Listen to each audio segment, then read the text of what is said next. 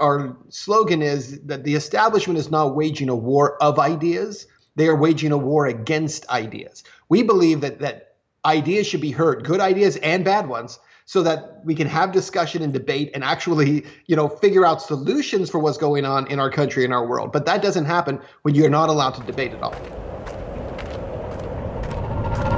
This is Dan Dix here, reporting for Press for Truth, and as viewers of this channel are already well aware, I'm sure, we've recently had to go through the YouTube adpocalypse and also the great Facebook purge of 2018. Both of these have affected my channels by being demonetized and also having my Facebook page completely memory holed from the internet, and a lot of us in this community, in this movement, have been patiently waiting for the free market to respond and for alternative platforms to present themselves. And I'm so pleased to announce that a decentralized blockchain-based platform has arrived as a solution to this censorship issue.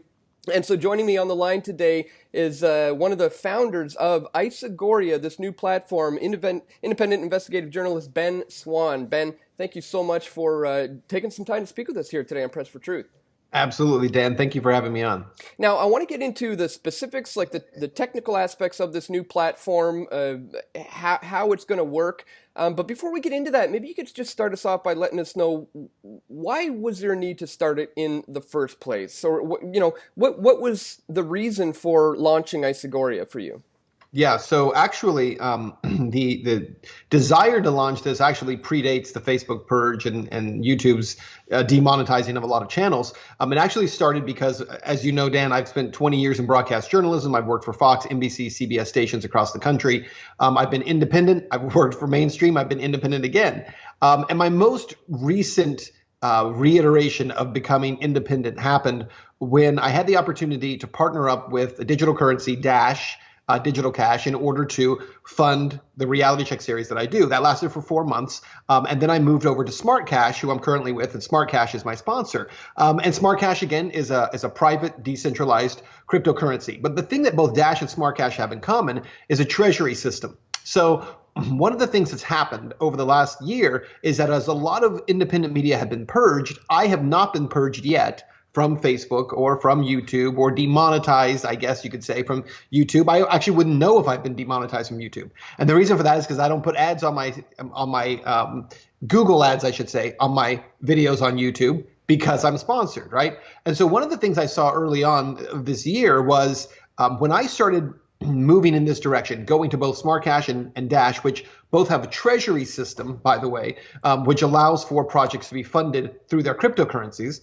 A lot of other media started doing the same thing. They followed suit and they started putting in proposals and trying to get funded. And people would ask me about it. Hey, do you feel like they're encroaching on your territory? I'm like, absolutely not. Look, the more media that can be funded through decentralized platforms and through cryptocurrency, the better. Absolutely. I see it as the way forward. But what I started to see in the early part of this year was a lot of these folks who would go to Dash and to Smart Cash couldn't get funding because the treasuries within those systems are not designed specifically for media. They're designed for marketing purposes for those coins, for those cryptos. And so what I saw was a lot of media saying, look, this is something we need in order to survive. And they just couldn't get it. And so my team and I started talking about it and saying, well, what if there was a treasury system specifically designed for media, for independent media, to get them funded? So that was already the idea. That was the plan. And so we had originally looked at it just as a funding mechanism. Then we get to the middle of this year and all of a sudden Facebook starts purging all these pages and disappearing people, down the internet hole, and things are all going away. And we said, wait a minute. Maybe it actually needs to be bigger than this. It needs to be more than just a treasury system for funding. It needs to be an actual platform that allows free speech on the platform itself for independent journalists. Because as I've said many times before, and I know that you know this, it is not a left versus right issue. This is not the right being purged. It's not, only the far left being purged. It's anybody who is anti-establishment who is getting purged from these pages. So if you are an anti-war activist, if you're an environmentalist, if you are a person who believes in free speech rights, you are being removed as long as you do not fit into the establishment category. And so we see the need for that. So tell us a little bit about the platform itself and how it differentiates from these other treasury-based systems. I actually applied for a Dash proposal. I submitted a proposal and it wasn't accepted. And, I'm in the field of independent media. This is something that would be very, very beneficial to me. So I'm very interested in ISEGORIA, but, I'm interested in how does the platform operate and how is that different from the others? Okay, so let me just begin by saying that the platform as it will exist does not exist yet. Okay, so we're in the process of building this. This is the idea that we pitched, and now we're building the team and we're putting it together. But here's what the platform will be when the time comes. It will consist of essentially a live 24/7 streaming channel, the same that you would find using your Apple TV or your Roku device, your Samsung TVs. It's a standalone app for streaming. Within that app will be a 24/7 streaming channel that will be news, entertainment, docudrama, content that is produced by independent media. But there will be a second tier of it as well that allows for an entire channel system similar to YouTube, where independent media can come and they can have their own channels. They can also sell advertising on those channels. They can have sponsorships on those channels. And the content on those channels will belong to those independent creators. However, our audience will be able to look at that content and say, for instance, they say, Dan Dix has his channel, Press for Truth is there, and they say, here's a particular thing that Dan is doing that we think other people need to see. Our community can then vote that content out of your channel. It would still be there as well, but move it up to the live 24/7 streaming channel. So the audience will be able to help pick and choose what content moves over here to over here. And our idea here is not to create an echo chamber. There's enough of those out there in media as it is. It's to create a variety of voices, competing voices, a free market of voices that are sharing ideas. Our slogan is that the establishment is not waging a war of ideas. They are waging a war against ideas. We believe that ideas should be heard, good ideas and bad ones, so that we can have discussion and debate and actually, figure out solutions for what's going on in our country and our world. But that doesn't happen when you're not allowed to debate at all. Mm-hmm. And then the third part of it would be, we'd also have a treasury system built into it. So for instance, Press for Truth may say, hey, we have a project that we want to do and we need funding in order to make that happen. Or we have this podcast, but we need funding to make it happen. So the community will actually, similar to what Smart Cash does and what Dash does, is the community would actually be able to vote and would be able to assign ISEGORIA tokens, or ICE Media, ICE Media tokens, to fund those projects. And that's a community-based democratic voting system similar to what's being done in other treasury systems. And then once that is funded, it would be on its own channel as well as possibly on the live channel. So what we want to do is we want to really create a system that's responsive to people, that gives viewers a voice. We don't think that the media, independent media, should be the only ones with a voice. Consumers and users should also have a voice. And it shouldn't be algorithms deciding everything. It should be people saying, this is important, this is meaningful, this is good news. If you want to overcome some of the fake news in this country, let's stop letting algorithms decide what is legitimate and what is not. Right. So essentially you're shifting the algorithm to being the people, essentially, is, literally curation is how they're going to decide what makes it to the top. And this, correct me if I'm wrong, is not just in terms of what kind of information makes it to the front page, but this is also who gets to be funded moving forward. I mean, that's huge. Yeah, absolutely it is. And what we don't want is we don't want to create a system where a few people get all the funding, right? We want to have a system where various projects are created and people from different worldviews are being represented and again, competing ideas. The other thing that's important is, and some people have confused this, we are not creating a system here where people will have veto power over where content leads. So for instance, someone might say, and we're going to have a variety of shows, by the way, that we allow our viewers to help pick, like what stories are covered, news content, what are we talking about? And they get a voice in that, right? But what they don't get a voice in is veto power over where that information leads. So for instance, if you say, I want to learn more about the war in Yemen and what's going on there, and the conclusion is different than you thought it was or hoped it was, Your vote does not give you the ability to say, no, never mind. Stop talking about it. We're going to change that. We're going to talk about this, right? We're not going to create an echo chamber where people get to dictate truth. Instead, we want to create a system where people who are seeking truth can actually find it wherever it leads.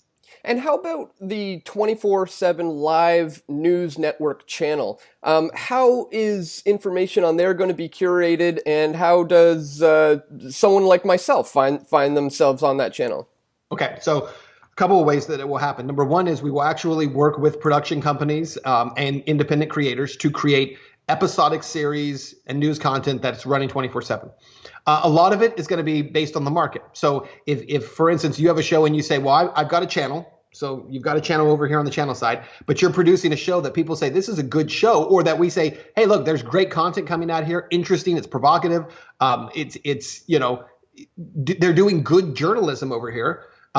Through the voting system, it can be moved. So, I don't like using the word tier because it makes it sound like one is better than the other. It's not, but one may get more exposure than another based upon how the community responds to it. And so, we anticipate some folks come into the system with already larger audiences, and that gives them an advantage. But that's the way the market works, right? If you have a lot of people who are supporting your work and you come in, you're going to have more people who say, I want to see that work. But at the same time, it's also a great opportunity, I think, to have certain programs that we can move up and give people a sample of it who have never seen it before and say, well, here's someone that's kind of we're spotlighting right now so that an audience can see them and find out what they're about. And maybe the audience will say, they're terrible and I don't want to listen to that person. And maybe the audience will say, hey, this person's really informative and I like what they're saying. But it gives it some exposure. So there are ways also of exposing audiences, again, not algorithm based, but just giving people a chance to be able to experience other ideas so that we can have, a war of ideas here. That's fantastic. That's why things like Reddit.com is so successful. But we know they have, algorithms worked into the back end. So that's why it's great to have a blockchain based system that makes that more difficult to censor and manipulate. Now, moving forward, what kind of a timeline are we looking at here, or what are you guys projecting for when you might be ready to launch this?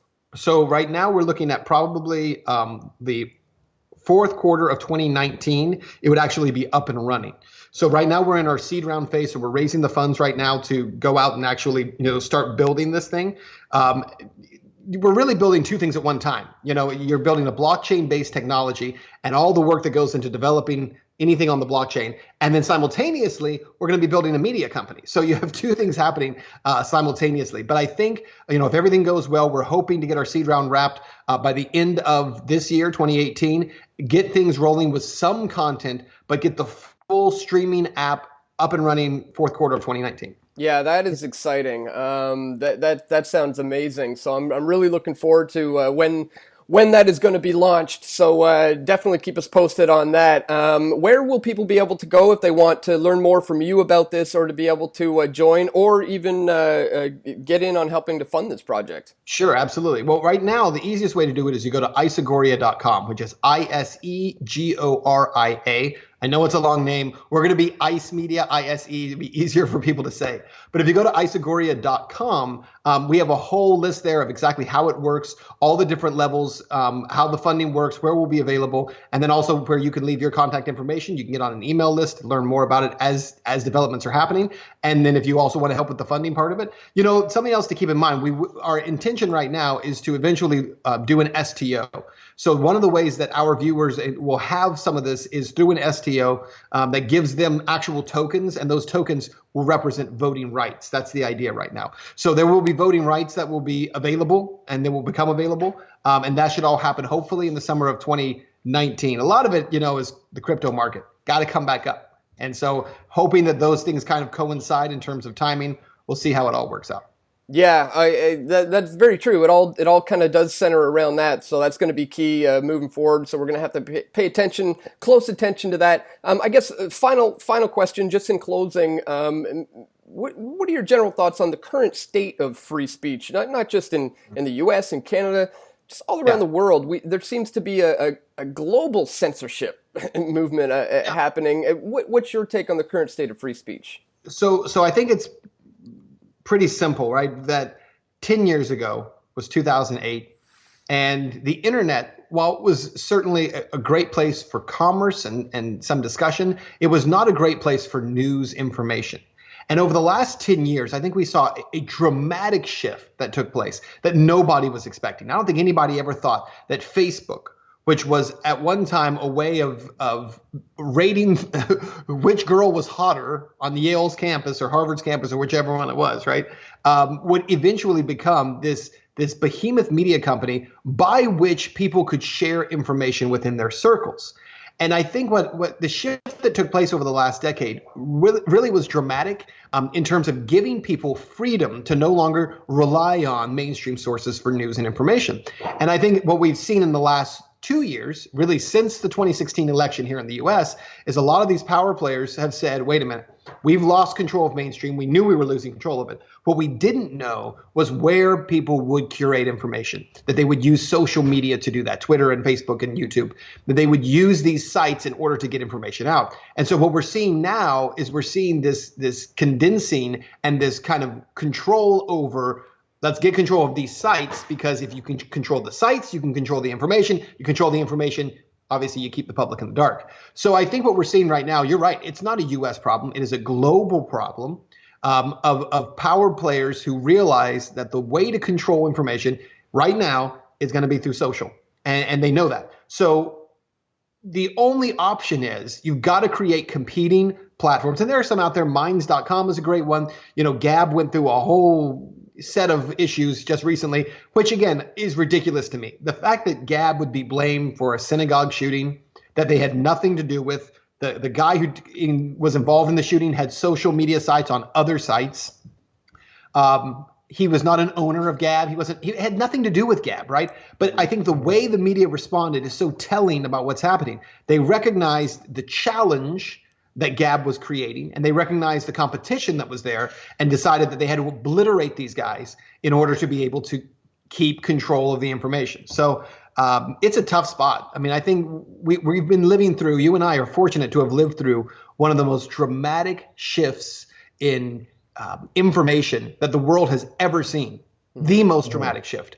And yet we're now having to see the fight over who will control that and whether it remains free or not. That's why I'm so optimistic about cryptocurrency. It's why I'm so optimistic about decentralization, because these technologies, though they were not really created for news and information, they were created to combat the banking system, can now be used in this way. And so it generates freedom all across. And Dan, I know you were had applied for the Dash sponsorship as well. I was sorry when you didn't get one, but I will say this: I believe had the crypto market not been declining, you would have gotten it.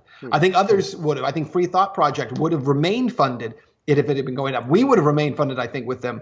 We were very fortunate that Smart Cash was willing to step up and to take us on, and we're really grateful to them for that. But I think that a lot of media could have seen, had the market continue to go up, would have seen a lot more independent media being funded this way. And it's disappointing to me that it dipped right at the moment that was starting to happen. But that's what we got to fix, right? Well, there's a lot of room for the markets to go still, and I think moving forward, decentralization is key.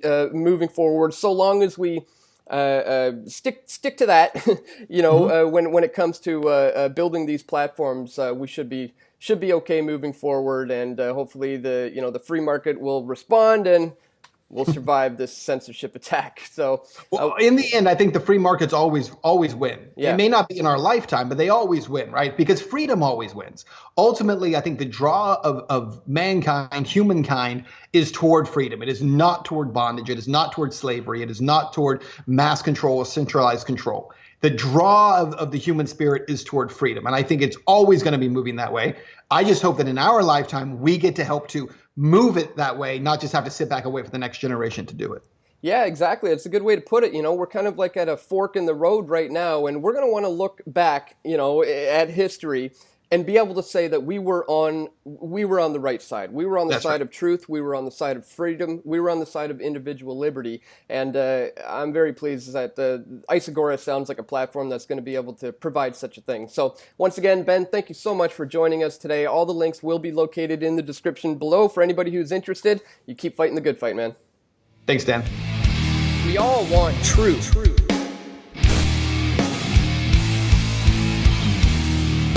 The truth will set you free.